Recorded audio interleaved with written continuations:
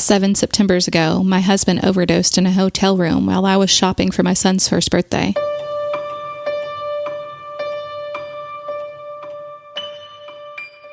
It's not like I was unaware that there were problems. I just didn't realize the depth of his despair. It was a hot September afternoon. I was walking through the furniture section at World Market when my phone rang. The caller ID referenced a hospital 2 hours away. Normally I wouldn't answer, but my husband was working an out-of-town assignment in that same city. I could hardly form words to answer the nurse's questions.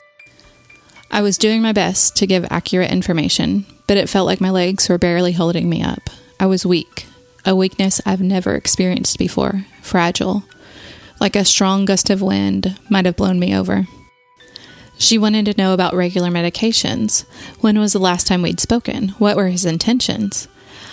I hadn't seen my husband in about a week, and I wasn't totally sure of his current mental state.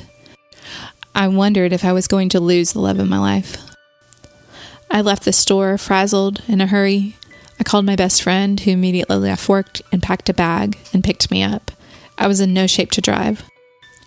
The shock had me frozen, numb, listless. When we made it to the ICU floor at the hospital, the nurses ignored the fact that we were there after visiting hours and led us to Steve's room. At this point, I had to ask my husband the hardest question I'd ever asked. "Did you mean to do this?" I asked blankly. "Do you want to die?"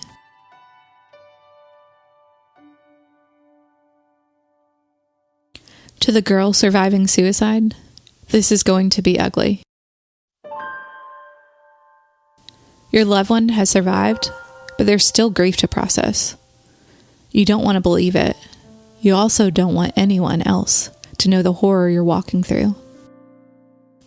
Surviving suicide takes lots of support, including therapy. There will be moments and days when it just seems easier to give up and walk away. No one would blame you. I have those same thoughts more times than I'd like to admit.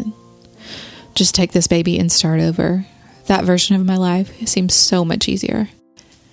Yet there were other moments. I'd catch myself staring into that little boy's eyes, and I'd see so much of his daddy in him. I knew leaving would mean that Ben would only know the worst version of his father. So I stayed.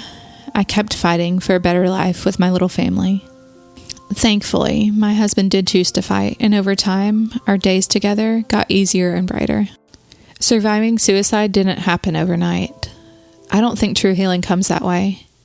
It happened through years of confession in the counselor's office. Healing came through prayer-filled conversations with my best friend, telling her about my deepest fears. We continue to heal today by telling each other the truth and never being afraid to ask for help.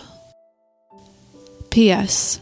If you're listening to this months or more after the suicide attempt and you still haven't gone to therapy, I don't know how you'll ever heal.